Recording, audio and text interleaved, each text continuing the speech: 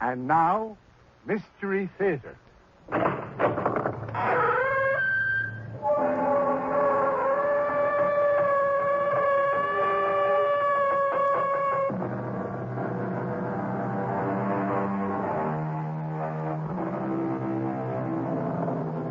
Come in.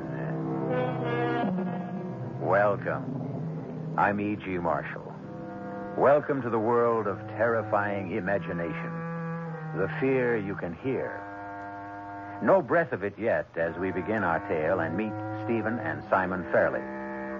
The occasion is solemn, as death should be. But all else for these identical twins is a wild sense of freedom and expectation, with no hint of the dark disasters already forming as they listen to the words of their father's last bequests. And that the whole of my estate shall be disposed of as follows. To Stephen Fairley, my firstborn son, I leave all my worldly goods in entirety. Well, thanks a hunk for nothing, dear old Dad. There is a clause that refers to you, Simon. Then let's hear it. To my second-born, Simon, I leave only advice. Mend your ways. It is inconceivable to me, and has been most of my life, that you could be brother to Stephen, much less his identical twin. Now, that's enough, Mr. Holcomb. Well, there are some small bequests. No, we can take them up later. I'm really sorry, son. Well, so am I, Stephen. I never expected the old crook to outfox me. I hope he rots in hell. That's a damnable thing to say. Precisely. Since this family long ago decided I'm the devil's own, why shouldn't I be his advocate? Or apostate? To hell with us all, Stephen. And may I be the last to join you.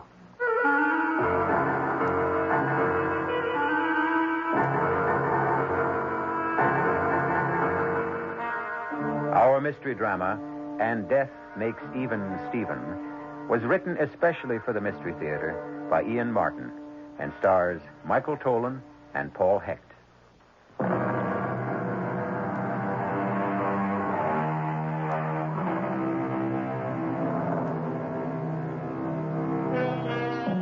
It was true of the Fairley twins. Physically, no one could ever tell them apart. But their personalities, that was something else again.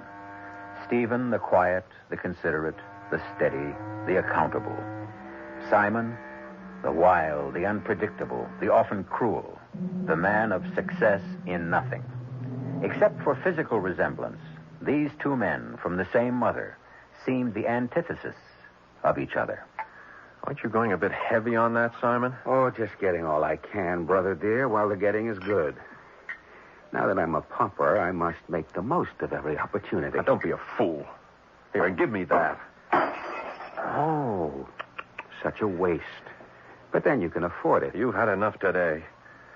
Besides, I must talk to you. Oh, you mean there may be a chance that I'm not to be cast out and told never to darken the door again? Knock it off, Simon. I got to talk to you, seriously. And for Pete's sake, sit down. No, I think I prefer to face the coup de grace, standing back to the wall, unblindfolded and unafraid. Suit yourself, but quit clowning and stay away from the booze. Okay, Stevie, forgive me. It was just Dad's will. I know he didn't exactly approve of me, but wow. Finding out how much really threw me for a loop. It isn't as bad as it seems. There was a letter to me. He didn't want to leave you with nothing, Simon, and he's asked me to set up a trust to be administered by me to provide you with a decent income. Well, now I think I will sit down. How much? The trust or the income? No, the money in the pocket, my 1 hour older brother. That's what I get while you're alive, right? Yes, $1,000 a month, tax-free. 12,000 shimmering simoleons a year. That's a generous bequest from a man who could have bought Rhode Island and still have had enough left over to cut the national debt in half. Well, what would you have expected him to do? What he should have done, considering who we are. What? Cut the estate right down the middle. Left us each a half. You know why he'd never have done that. Oh, yes, only too damn well. I was 10 before I was old enough to latch onto the truth. Why, you were always the favorite. No, favorite isn't even the word. You know he always blamed me for Mother's death. He hated me. That isn't true. Then why do you The shoe was somehow on the other foot. Your whole life, Si. Expelled from school after school, the girls, the car accidents, robberies, beating up women, all the things he had to cover Yes, for you. to save the precious Fairley name. All the things I did to get his attention. To have him treat me like a human being instead of a murderer. You've been drinking too much. Oh, no, Stevie boy. This is Simon Cold Sober.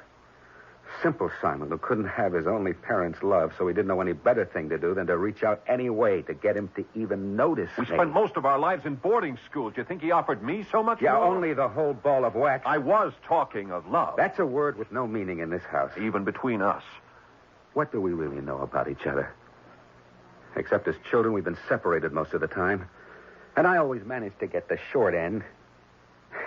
Who was drafted while you and Dad lived at home and you joined the business while I crawled on my belly with the VC trying to do what my father didn't have the nerve to do. Get rid of me. None of that was my fault. No. But Becky was something else again. You were missing in action. Reported killed. It was over 2 years, Si. I loved Becky, too, and she turned to me. Yeah, too bad I returned before the marriage had taken place. Still, in my condition then, it was hard to think of us as identical twins. 40 pounds difference in weight made quite a difference, huh? So she stuck with you, and you won, as always. Which brings us back to the immediate problem. Are you ready to cut the estate right down the middle and give me half? Don't be ridiculous. But you are the brother who is all love. The money isn't dollars and cents, Simon. It's the shipping business, the holding company, the import-export exchange, 100 interlocking parts. All right, then buy me off. $1 million, a couple of million, out of those nice, anonymous, numbered Swiss bank accounts. And then you can do what my father longed his whole life to do. Forget I ever existed. Or that I still do. No way. Now, in 3 to 5 years, you'd blow it all on women and every grifter who got next to you with his get-rich-quick scheme. No. Father was right. I may have found him hard to love. Oh, you worked hard enough to toady your way into his affections. Perhaps I was sorry for him. Now, who is to say which of us caused Mother most harm, caused her to die in childbirth? Past history. Oh, now there are only 2 of us. Now, come on, Si, won't you accept Dad's suggestion and warn him in some decency? $12,000 a year? I can't live on that. It's free and clear. You have the house to live in, food, no living expenses. All right, suppose I accept. We'll make it all legal. The trust can revert to you, if you will, by your 35th birthday. And Becky? She's already made her choice. But what? Well, since your unexpected return and Father's death have delayed our marriage, perhaps it's only fair. Look, there's no way I can prevent you seeing her again, and now that you're back to yourself physically, I suppose you ought to. You know our engagement party is a week from tomorrow, but she won't be back from New York till then. In spite of Father's death, we've decided not to call it off. You're invited. And if you think you can replace me as the prospective groom, what can I do to prevent you? But as far as Becky is concerned, if you hurt her in any way, twin brother or not, I'll kill you. Oh, now I must see about the funeral arrangements.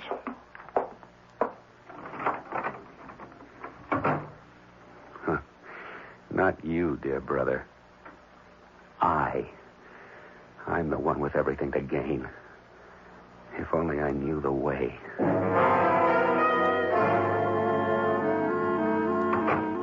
Steve, why are you so late? Would you believe a flat tire tonight of all nights? And Becky, well, it doesn't matter now that you're here. But you've got to help me, darling. We're going to have to make a decision. About what? Kiss me first. I don't need any invitation for that. You've never kissed me like that before. There's never been an occasion quite like this. Well, it looks as though it isn't going to be the occasion we planned it to be. What does that mean? It's Father. You know how uptight he can get over nothing. Nobody better. I grew up with one of my own. I never heard you talk like that about your father before. Oh, I just meant the generation gap. Well, maybe that's what it is with Father. He's just laid it out flat. No engagement tonight, no announcement, nothing. Then what's the party supposed to be for? It isn't even a party anymore. It's a sort of memorial service for his old friend.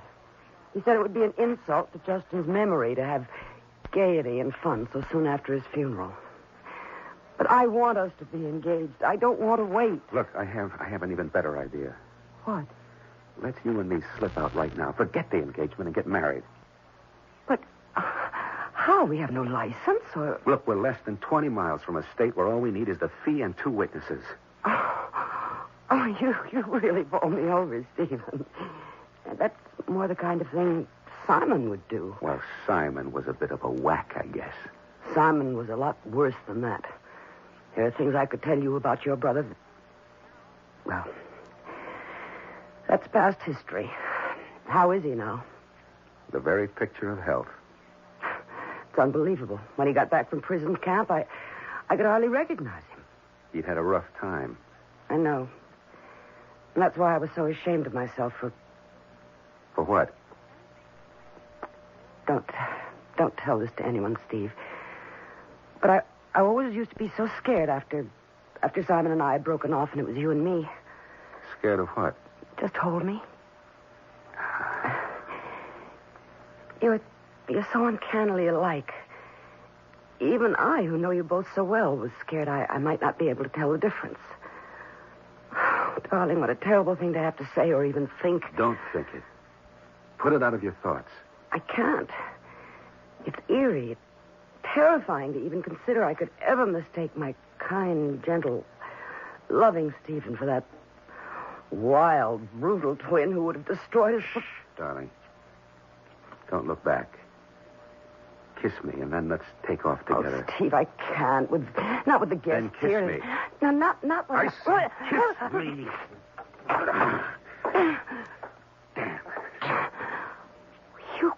You're not Stephen. Stephen would never... Stephen. I've been looking for you everywhere, Becky. Oh, I wish you'd found me sooner. What's going on here? Well, it doesn't matter now that you're here. Seeing you together, there's no doubt, but apart... What is it? Look, if that lousy No, brother of Stephen, mine... don't be silly. He was just congratulating me. That's a little enthusiastic for just an engagement, wasn't it? I haven't told you the news yet, Stephen. It isn't our engagement we're announcing tonight. What? It's our wedding, and as soon as possible, unless you object. Oh, of course not, but your father... You leave him to me. I'll arrange everything. You lead, I'll follow. When's the day? Just as fast as we can get the license. Like day after tomorrow, or the one after that at the latest.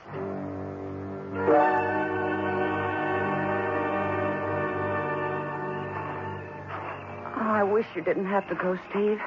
We should have been the party tail enders. I gotta get Simon home. He's practically out cold. Come on, Simon. Come on, get in. Yeah, no, the driver's seat. You're in no condition to drive. Well, you're a lousy driver. I'm better at the wheel than you, drunk or sober. Oh, would you get in the car? Yeah.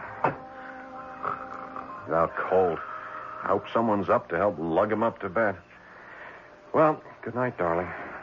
Good night. Drive carefully. The fog coming up. Yeah, I will. Goodbye, my almost wife. Goodbye, my almost husband.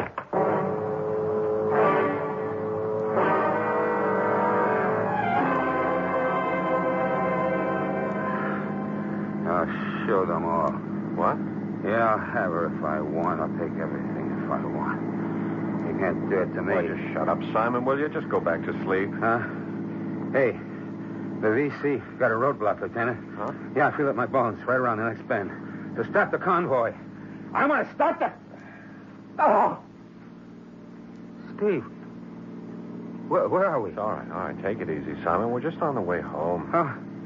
How come I'm not driving? Because you passed out. Well, the road. Where's the road? We're off the road. Cut it out, you fool. It's just fog. No, off the road. Back to the left. Would you let go of the wheel? Back to the left. Get a slow still. You gotta go left. We're going right into the ditch. Will you let go? It's great.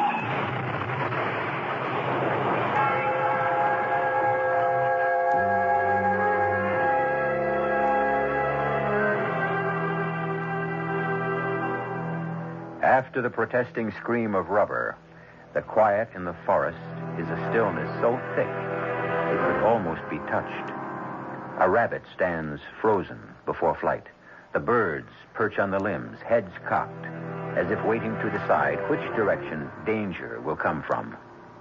The only thing moving now is one of the twins, climbing from the twisted wreck. But which one? I'll return shortly with Act 2.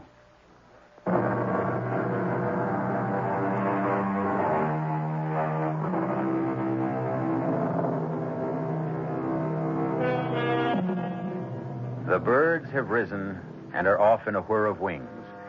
The rabbit has long since reached the safety of his warren before Simon Fairley has determined that the blood dripping in his eyes is from a minor gash in the forehead, and the rest of his aches and pains are just contusions and bruises. Only now does he go to look at his brother, pinned between the steering wheel and the seat cushion. Steve? Steve, are you all right? You're not dead. You can't be. Dead. It would solve everything. It would all be mine, and no blame for me. He was driving. Steve? Steve, can you hear me? Damn, it's so difficult to get at your heart to hear. I can't feel any pulse. Dead. No more second-class citizen. I'd be number one at last. The house, the money, even... No, not Becky. She's beyond me. Unless I could get away with it. I already did before I got careless and Steve turned up. Yes, that's it. That's the way. Make an exchange. Just get Steve out of his seat into mine. The wheel hasn't got him pinned too tight. No. There. He's coming loose. That's it. There. It's going to work. It's all going to be mine. What happened? Steve, you're alive. Yeah, I guess so. How are you? Hey, you're bleeding. Huh? Oh, I just cut my head a little. It's nothing. Oh, I can't get up. I think I sprained my ankle. Maybe broken it. Here, give me a hand, Si. Some sort of jagged rock under my back. Could you move it or help me up? Yeah, let me see. Oh, it's just a rock. Let me get rid of it and then... Get rid of it? Or use it? What are you waiting for? I'm not waiting any longer. Well, then, for the love of...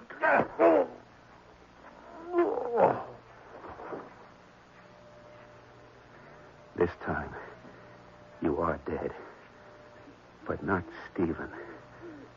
Simon. No time to wait around. There's plenty to do before someone finds you. Go around and break the windshield. No, not from the outside. The inside. Now, get Steve into my seat and get into the driver's seat till someone finds me.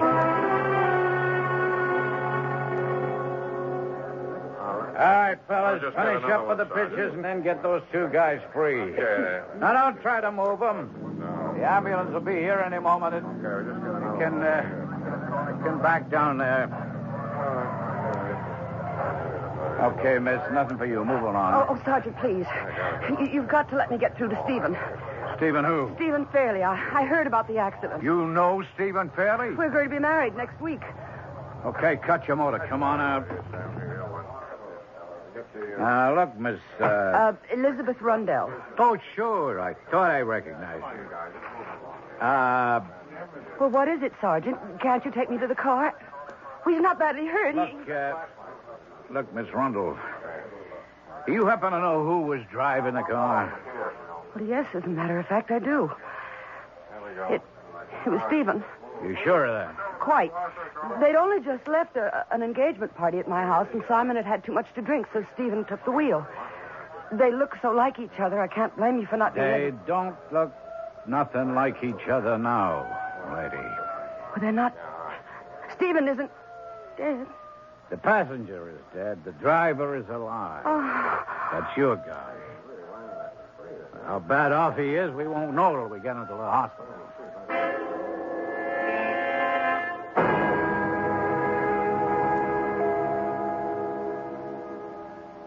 Nurse? No, Steve. It's me. It's Becky. Oh, I'm sorry. Do you want the nurse? No, it's just this bandage. It's half over my eyes. You'll be able to tell me from Simon from now on easily with this scar I've got over my eyes. Haven't they told you about Simon yet? What do you mean, told me? He wasn't... Oh, my God. Now I remember. I was half out when they found me, but his head must have gone right through the windshield. Is he dead? Yes. Oh, that poor, foolish kid. It's all my fault. I should have put the seatbelt on him. Oh, darling, don't blame yourself. Just tell me what happened. It was the damn fog and Simon's drinking. I was taking it quite easy, but you know that big hollow on Hillsdale Road shortly after Gray's Corners? Mm-hmm. Well, just as we hit that, the fog was like a smokescreen. And at the same time, Simon woke up from some drunken dream about Vietnam and went crazy. He grabbed the steering wheel and threw us right off the road and into the tree before I had a chance to brake. The wheel and the seatbelt saved me. Although I did take a pretty good crack across the forehead, but Simon... Well, forget about that now, dear. It's over and done with. Just let's get you well. Oh, I'm fine, Becky. I've gotten a clean bill of health. Nothing broken, just a few bruises and a little embroidery above my eyes. You think you can manage a slightly piebald groom with a bandage headband? Oh, now look, Steve, we can't have the wedding as we planned it now. Why not? Well, how would it look? I don't care how it looks. It was my father and brother, and there was little love lost among us. I can tell you the truth now, dear. But I thought you and your father... My father was a hard man. Selfish, domineering, insensitive. He was more like a machine than a man. He was proud of me not because I was his son, but because I was his heir. Something to perpetuate the Fairley name. Some sort of pseudo-immortality. Well, I'll make it up. I'll make it up to you. The past, Steve. Our future will be a long and lovely one. Huh. With no twins? Oh, well, I can't promise that. Well, they skip generations. Now, look, you run along and plan something lovely to wear for tonight. Tonight? Yes, darling. I've already arranged the whole thing with cook and butler. You and I are having our engagement dinner alone at the house tonight. I'll send Gray with the car to pick you up at 7:30.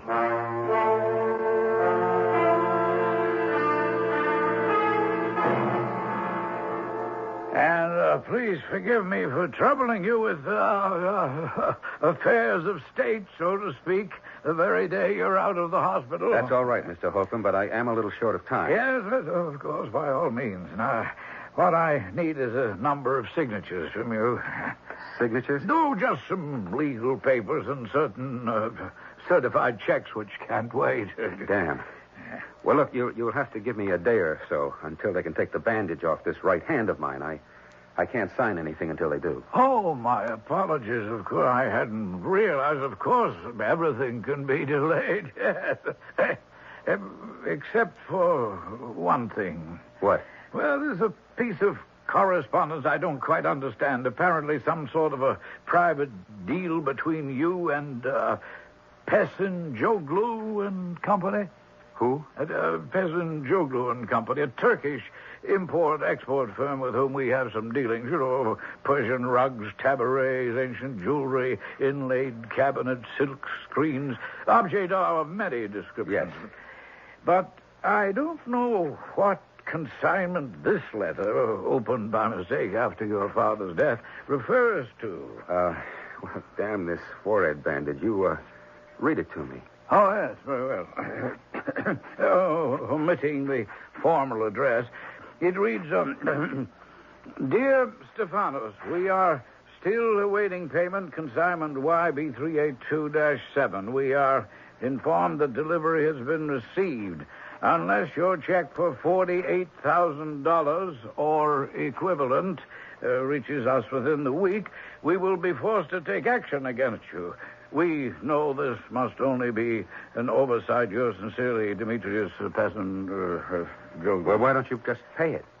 Oh, Mr. Faraday, no one else in the company knows anything about this consignment, except you. Me? Oh, well, of course. Look, it's a perfectly normal deal. Just pay him the money. Oh, a check that size would have to be countersigned by you, sir, and with your hand Well, in the by condition... tomorrow, I may be able to manage. Have we time? Oh, according to the letter, to the end of the week or beginning of next. I don't think it's that important. All that puzzles me is the nature of such an expensive secret and, shall we say, a personal consignment. I don't think I have to account to you for that. Oh, not to me, but eventually when the books are... If you audited- must know, it was a wedding present for my wife. Wife-to-be, that is. It was my father's idea. A necklace. Apparently he got sick before he issued the check. Is there any reason why I can't close this matter? Oh, no, not at all. Everything is yours now, Stephen, eh? Well, now, I mustn't delay you. You will be postponing the wedding this Saturday, I suppose. No. Well, but there's scarcely time for your brother's funeral. It was Simon's desire to be cremated. It's already been done. There will be no funeral. Ah, I see. Perhaps you're right, Stephen. There's been enough sorrow for you in the past few days. You have a right to some happiness. That briefcase is very heavy. I'll carry it to your car for you. Well, perhaps it's better I leave it here. Then you can sign at your leisure. Good idea. And now, Oh, yes. Now, of course, I must be off. Well, I expect you'll be taking a honeymoon, you and Becky. So we won't be seeing you at the office for quite a while. No, not for quite a while. Here you are, Mr. Holcomb. Let me help you in. Thank you. Yeah. Now, call me as soon as you're ready with those signatures. The signature. I'd better get up to Steve's room and start learning to copy it. And what the devil is that business with the trade? I've got to get away from here fast. There are too many things I don't know about Steve. Everything's working too well to make any mistakes now. I guess I have time to go through Steve's desk before I have to get dressed. Damn, it's locked. Naturally, Simon. Among your other unpleasant characteristics, you've always been a sneaky little snoop. Steve! Not exactly in the flesh, of course, thanks to you, but Steve just the same. We're something rather special, you and I. Even though you've somewhat altered my appearance, I am still your twin.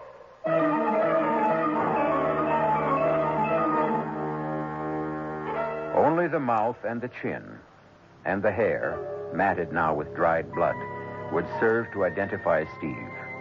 The rest of the face is a horror of torn flesh and the white shards of shattered bone, out of which wreckage stares the one uninjured eye, boring with deadly intensity into the terrified face of the man who was once his image. I'll return shortly with Act 3.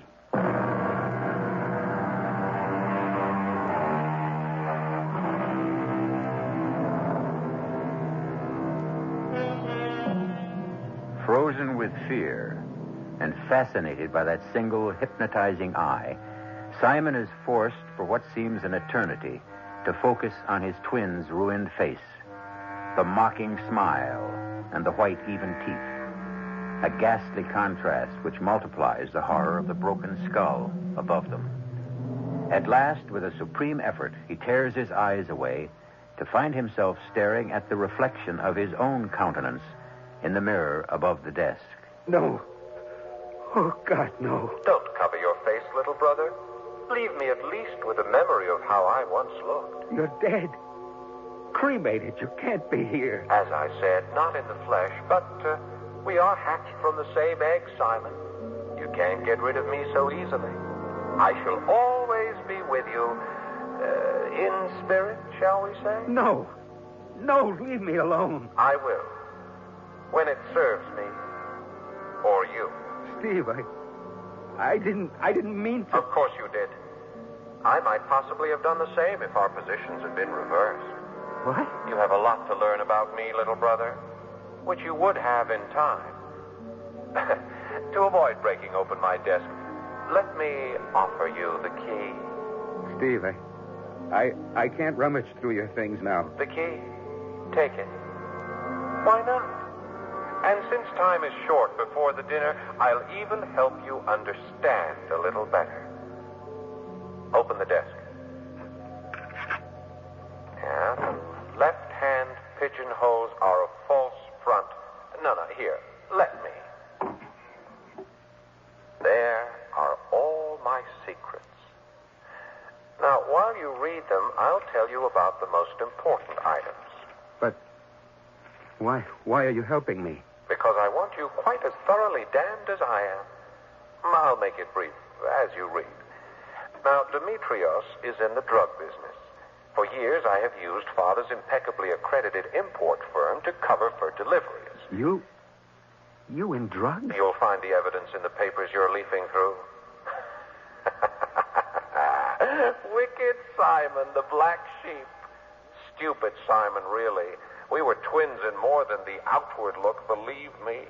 The difference was that you didn't have enough sense to bury your faults. I was smart enough to keep them covered up, but not smart enough to realize you had as little scruples as I had when it came to the point. All right, so you lost. Why not let me have my innings now? Why not? I'll even be of help. Until you have studied my signature enough to mask it, I'll even sign your papers for you. Don't worry. The hand that guides the pen may be of the spirit world, but the pen and ink are finite enough. Go on. Get ready for romance. This letter that came from your Demetrios, shall I pay this? Let me see. Oh, that double-dealing crook. Nah, don't pay him a cent. I've already made arrangements so that he will be paid in full. Yeah, forget it. And you? I will not be so easy to forget, dear twin brother.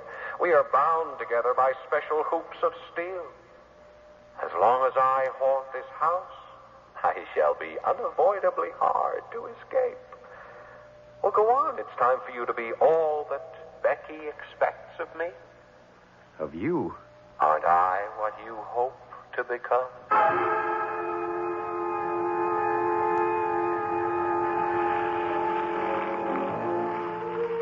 It's really too hot for a fire, but I couldn't resist it. I'd find it irresistibly romantic, even if I were bathed in sweat, which I'm not. Can I make you another drink? No, thank you. I want to enjoy this dinner and remember it. There's champagne. I'd be disappointed if there weren't. I don't want ever to disappoint you, darling. Oh, my darling Steve. Not you, ever. I'll try to live up to your expectations. Do you love me? I love you. I've always loved you. Now that I came so close to losing you, I love you even more.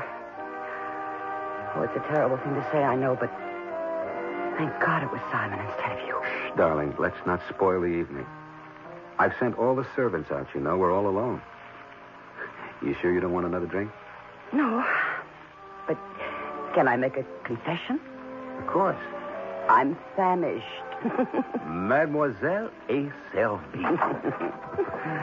May I escort you to your table? Thank you, monsieur. Oh, Stephen. How pretty the table is, and my favorite roses. But why? Why what, Becky? Why is it set for three? You don't mind my joining you, Simon, do you? Suitably dressed, white tie and tails, and the face mask I thought was a stroke of genius. It hides the damage so nicely. Did you say something, Stephen? That damn Joseph, he's in his dotage. I suppose he's so accustomed to setting for three that he just... Don't blame the poor butler. I set the third place. Damn you! I won't have it. There's only... Steve! Steve, what is it? I'm sorry, Becky. I can't help it. It's all spoiled now. Let's get out of here and eat somewhere else. I've got to get away from this house.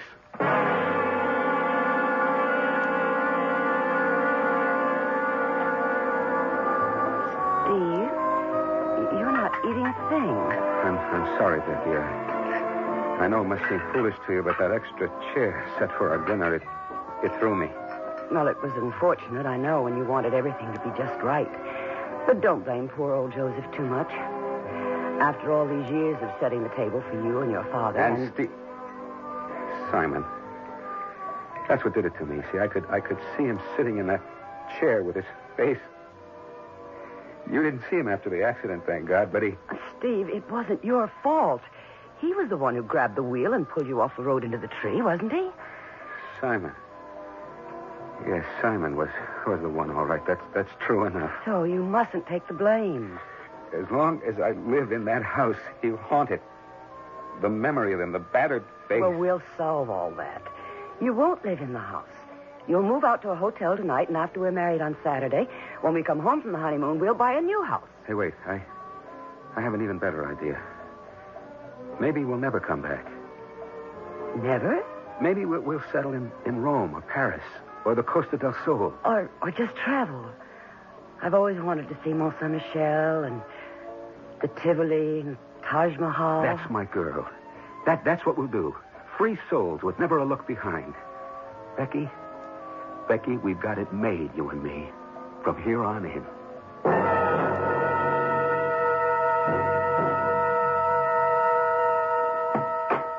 Off for the honeymoon. Oh, God. You again. Always, always, my dear twin. We're prisoners in the same jail. What does that mean? This house. Well, I know you think you're escaping it for a while, but that's only temporary. Take it from me. Becky and I are off for a honeymoon. Of course. Not till Saturday, though. Does seem a little early to be packing.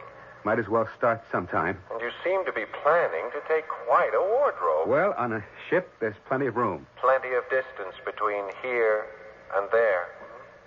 What do you mean, there? Oh, wherever. What were they, Rome? Paris? Mont Saint-Michel? The Taj Mahal? The very poetic one. Damn you. Do you know everything? One of the few advantages of being a ghost. And you can go everywhere? No, there are limitations. No, I'm tied to this house. And you're welcome to it. Thank you, Simon. Or should I call you Stephen? Oh, it's so confusing since you switched identities. Which, by the by, reminds me, while you were dining and making all your escape plans, I signed all the papers old lawyer Holcomb left, so you are free to go. I suppose I should say thank you. Call it my wedding gift. What about the check for that Demetrius or whatever his name was? Oh, forget about that. That was a private deal. He doesn't need your check. Other arrangements have been made to satisfy that debt, believe me. So, this, as the word goes, is goodbye. Yes. I'm sorry I won't be able to attend the wedding and give the bride away. I never intend to come near this house again. Pity. I'm afraid you're going to be disappointed.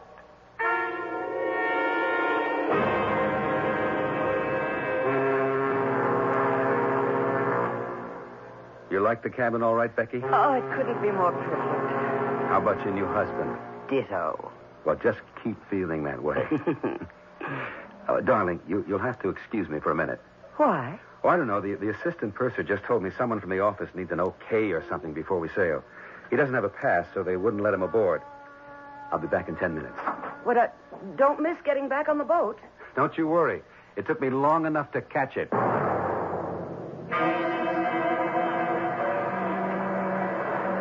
Mr. Hood?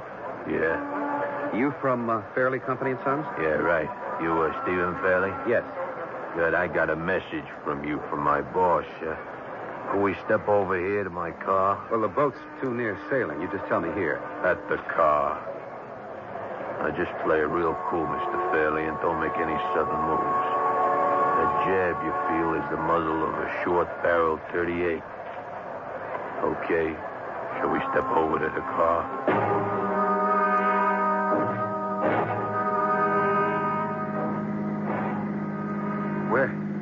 Where are you taking me? Little spot on the Jersey Flats. Ain't exactly quicksand, but you'd be surprised how fast that slime sucks up a body that ain't moving. You're not going to kill me.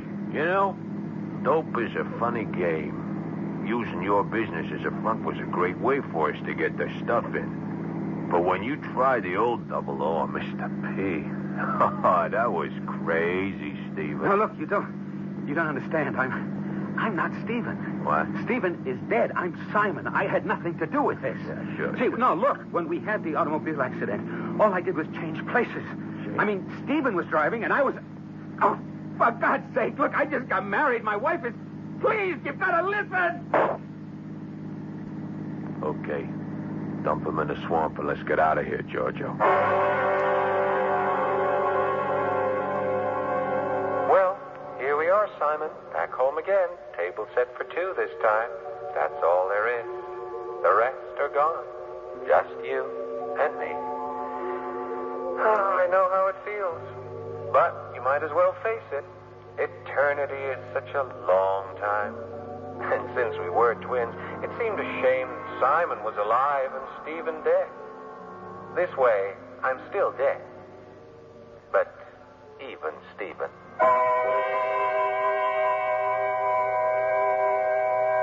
A footnote to the tale you just heard.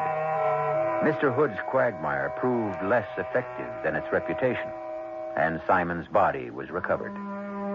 Since he had served in the Army, an examination of his fingerprints established the deception about the death of the twins.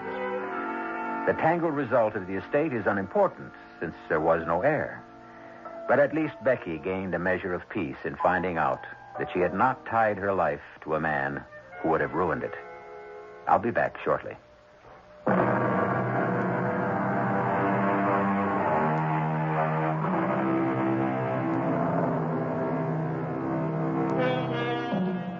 Whenever the dead try to control the living, the seeds of disaster are sown.